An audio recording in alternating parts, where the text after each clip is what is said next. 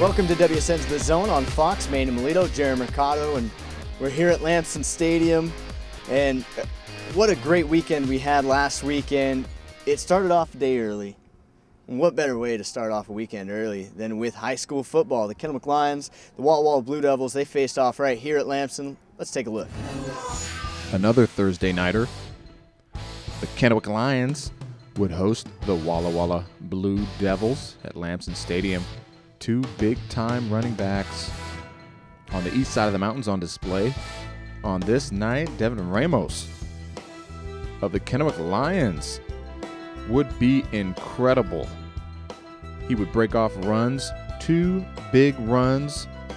This one right here, a 50-yard scamper. He would outrun the defense to get into the end zone. And his second run, he would turn the corner, make a move, and seemingly stiff arm about every single person on the Blue Devil team to the ground on his way to the end zone. He would have 316 yards, going beast mode for the Lions. 4 total touchdowns on the night. Dylan Tennecourt having an excellent night, 10 of 12, 220 yards, a couple of touchdowns through the air. Devin Ramos here, a nice long pass to Caden Julian. Probably his best game for Dylan Tennecourt so far this season.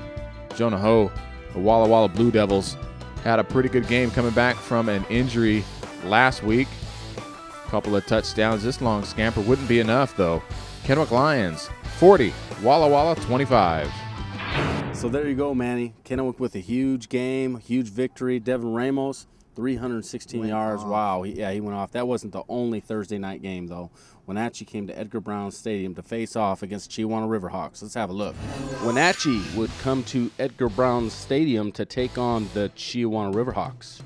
Joey Zamora through the air, 18-yard touchdown pass to Jordan Avalos in the second quarter.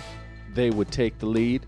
Isaiah Brant Sims would try to do something about it. He would have 28 carries for 121 yards.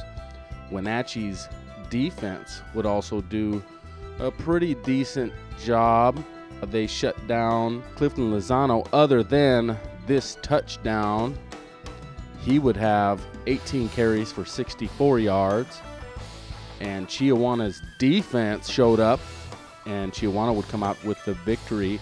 This is their second victory in a row, and they will now take on Kamiakin. All right, when we come back, we're going to have more high school sports action, including the game we were at last Friday night. The scoreboard behind us, 25-14. Kamiakin Braves. Will be right back on WSN's The Zone on Fox.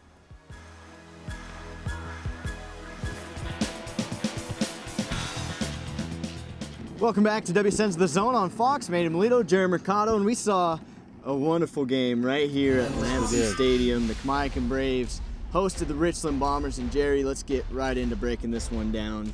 Right away, the Bombers took control of this game. Yeah, they took control. A nice drive, come down here, score a touchdown by way of Zach Whitby running into the end zone.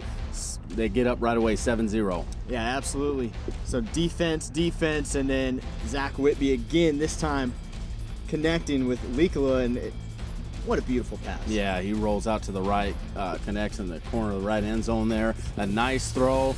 Richland up 14-0. Upset alert? Possibly, but here come the Braves. Now, they had some special teams troubles after this touchdown and their next few touchdowns, but really some unanswered points here. Yeah, some unanswered points. Kyle Robertson shows that he's got the moves too. And it makes a long run, and then he goes into the end zone by way of his feet. Kamiakin taking the lead, and then we see Kamiakin's defense make a play. Adjustments, the name of the game, and that's what Coach Maher and his defense are so good about doing, making those adjustments. They clearly made them. Not only late in the first half, but all throughout the second half. Yeah, on the touchdown that they scored, this was a pick six by Javon Williams, but I tell you what, Kevin Greger absolutely lays out Zach Whitby. Look at the hit that he takes. Javon Williams runs it right into the end zone, and Kamiakin takes control after that. But defensively, the adjustments that you talked about, Dylan Keach, Riley Bacon, all of these guys on Kamiakin's defense, even missing Kay Parents and Johnny Jansen, who got injured early. Wow, what an impact they made. Absolutely. Now, this is what the Braves do best. You know, they get pinned back in the corner and they say, you know what, I'm not going to let it happen. They get off the ropes and they start throwing punches. That's right. Kamiakin with the victory over Richland. So we got to talk to both sides. Jerry, you did. Let's send it off to the Richland Bombers first. Matthew, tell me about this game. You guys came out 14-0. Obviously came out in a losing effort, but just tell me about the battles in this game. It wasn't really so much. I think we got the lead. The lead really got to us. So I think if we just fix a few little minor adjustments with the line and stuff, we can really make things work. You guys went down early, down 14-0. What adjustments did you make defensively in order to come out with this victory? Well, we got knocked down pretty good, and we just talked about it. We decided, you know, we lost to Pross earlier in the season, and none of us wanted to feel like that again. So we came out, we clutched up as much as we could, just locked down that inside run, and just, you know, tried to play as a team. On the interception, walk me through that play. That was a great play. You know, we front line got some pressure on the quarterback. We got a little hurry, and then we all turned around and saw Javon get that ball. It was just pure excitement. We tried to run out and get a block, and try to take somebody down so we could get that touchdown. You know, late in that second quarter when we were down 14-0, it was all about just spreading them out, using our athleticism to our advantage. I mean, we went 5 wide, we passed quick hitches, quick slants, and then we'd run the ball on them with QB, and they just didn't have enough guys to block us when we ran the ball. So I think our greatest advantage was when we went spread. Without Kay Parents, lost Johnny Jansen early. What kind of confidence does this give this team to be able to come out with a victory over a tough Richland team, missing those kind of guys? You know, I think it shows a lot of heart and a lot of maturity. We had to grow up fast. We were down, 14-0 at the end of the first, and it shows a lot of maturity. And we had maybe 3 seniors playing by the end of the night, and that's a lot of maturity by our underclassmen. So I think that's what it shows most. You guys haven't lost to a conference opponent since October 2009. What's it like to continue to keep that streak alive? It feels great, you know. Got a lot of tradition starting up in here, you know, our winning ways, and it just feels good. What's it like to be that team? Oh, we love it. We love that, you know, that target. That's what you shoot for. You know, you want to be the best, and you don't want to be good one year, bad another year, good. You know, we want to be the best, and we want to strive to be the best. And you know, if teams feel like we're, you know, they want to come against us and we're the measuring stick, hey, that's good for our program. But we don't feel that way. We just feel, you know, we need to go out every Friday and play our best. And no matter who we're playing, and every team that we play has a bullseye on their back from us. So, you know, that's the kind of mentality we go with it. And we know this is a great league. Every team in here is good. Anybody can win any given Friday. So if we don't bring our A game, like we didn't show up in the first quarter, you know, they're going to take it to us. So we got to come prepared, ready to go, no matter who we're playing. All right, more action in the MCC, the Mid-Columbia Conference, in full stride Friday night. Let's take a look at that Pasco game out at Edgar Brown. The Southridge Suns taking on the Pasco Bulldogs. And right away, the Suns made a good defensive effort as they get a safety on Bulldogs quarterback Brady Ritala. They start off the game 2-0 and wouldn't look back. Caden Diaz back on track as he runs into the end zone. And Connor Grigg would throw it to Bryce Oberholt for a 9-yard touchdown throw. Grigg would have 2 touchdown throws in the second half, and Caden Diaz would also have a great game, 144 yards. Luis Murillo trying to do something here for the Pasco Bulldogs. They are unable to do much against this Southridge defense that has been stout this year, and Southridge would come out with the victory over Pasco 40-0.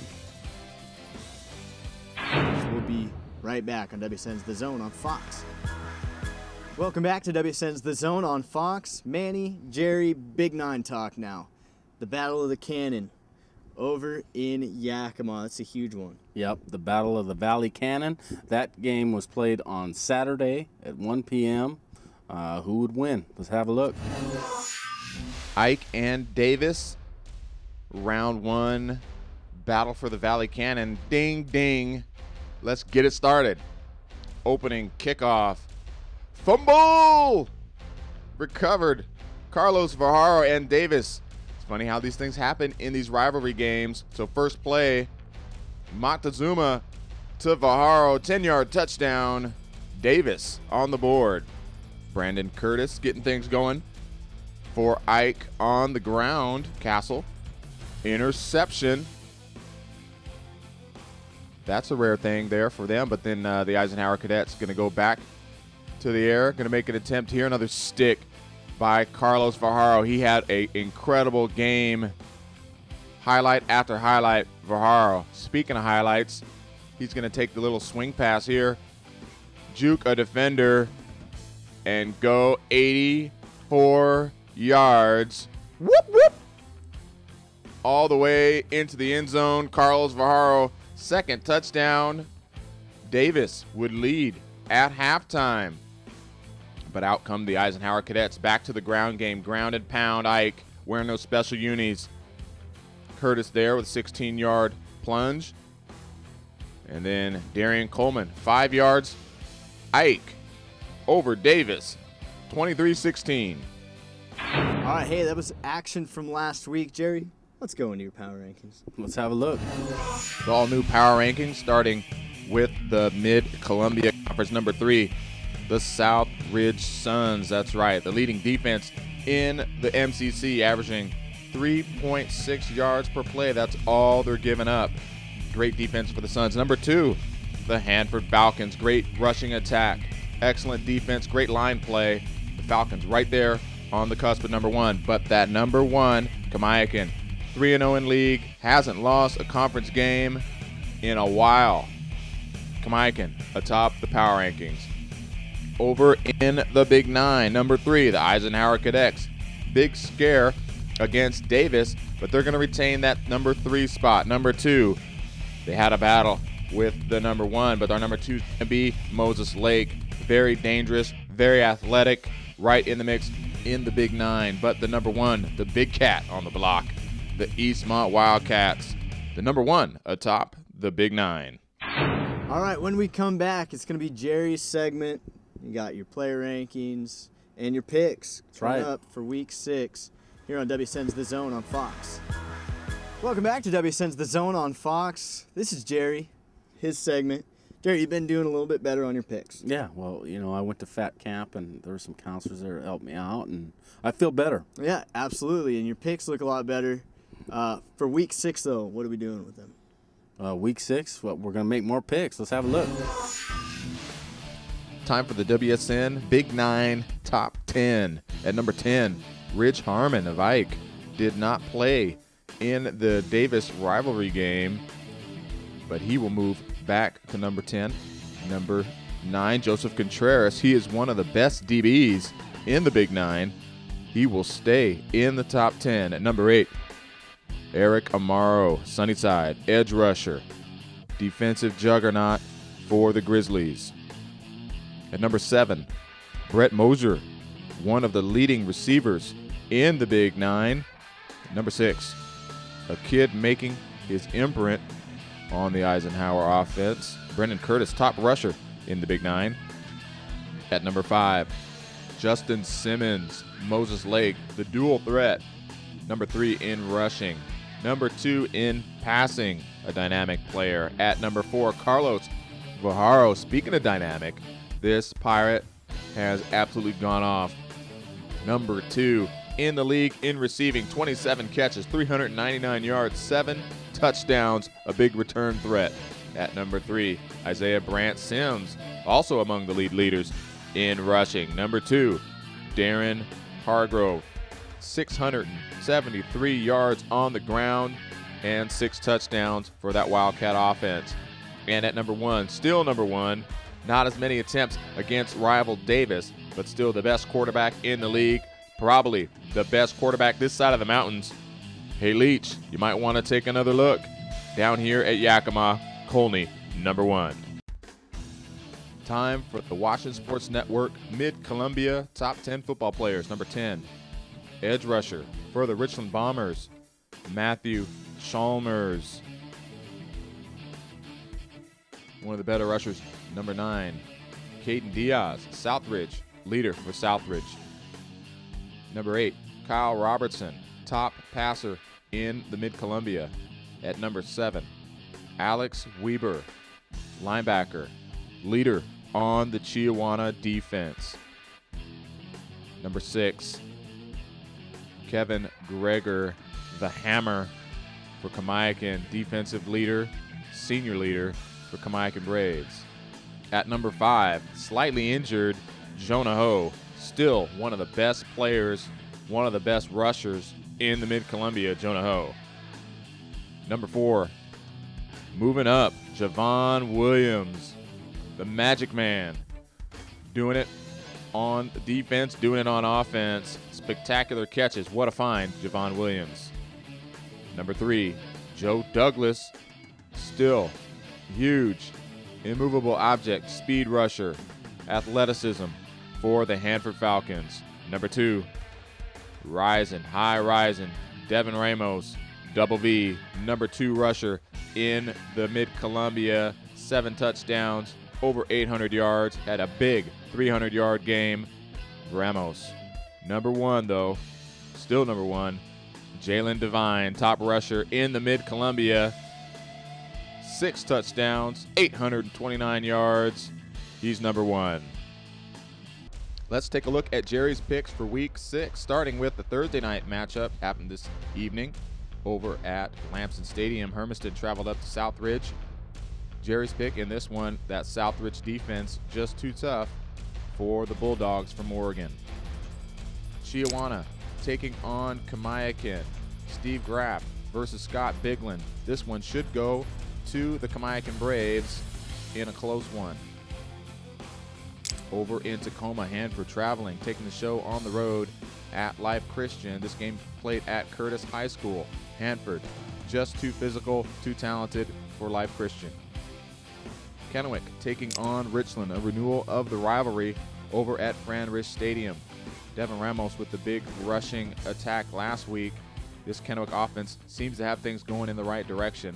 Look for this close game, the nod to the Kennewick Lions. Walla Walla travels to Edgar Brown to take on the Pasco Bulldogs. Both these teams without a league victory so far, so someone's going to get their first one. We think that is going to be the Walla Walla Blue Devils. Moses Lake at Sunnyside.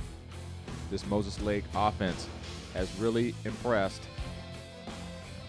Wenatchee at Eisenhower. This should be a good matchup again. Colney Castle, the leading passer in the league, taking on a very talented Wenatchee offense. Davis at Eastmont. Davis still looking for their first league victory. Eastmont on cruise control. The Wildcats should top Davis in this one. Be sure you check the website and all that good stuff here on the Washington Sports Network. You can hit us up on Twitter. Try it. Yeah, right here. Twitter feed, my handle right there. Plus much more forums, videos, pictures. We got all the goods at WashingtonSportsNetwork.com, as well as Saturday mornings, 10:30 to 11:30. We've got WSN's The Blitz, myself, Jerry. Zenon makes appearances. Drewby gets his 5 seconds of fame every once in a while when he decides to show up and do his job. I mean, we've got a bunch of action. That's right. And thank goodness for those dang replacement officials being gone, because I'm sick of them. You're not happy about it? Well, it don't matter. I don't complain about officials like you, Manny. I don't like them. We'll see you next week on WSN's The Zone on Fox.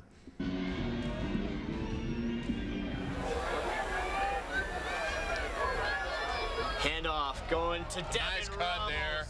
Excellent cut, a stiff arm, and he'll stay in bounds and on his feet. Are you kidding me? Can go. Ramos Forget into the about end it. zone. Forget about it.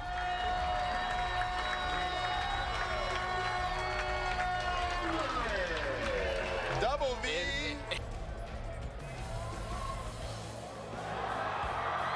Javon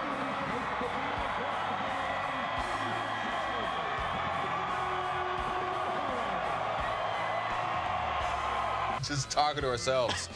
Handoff being faked, going to Bodie Simpson. Simpson with some lead blockers. Bodie Simpson staying on his feet. He's got one man to beat. Julian is his lead blocker. Bodie Simpson, touchdown Kennewick Lions. 26-14, 10:55. Goes for 3. 67-67.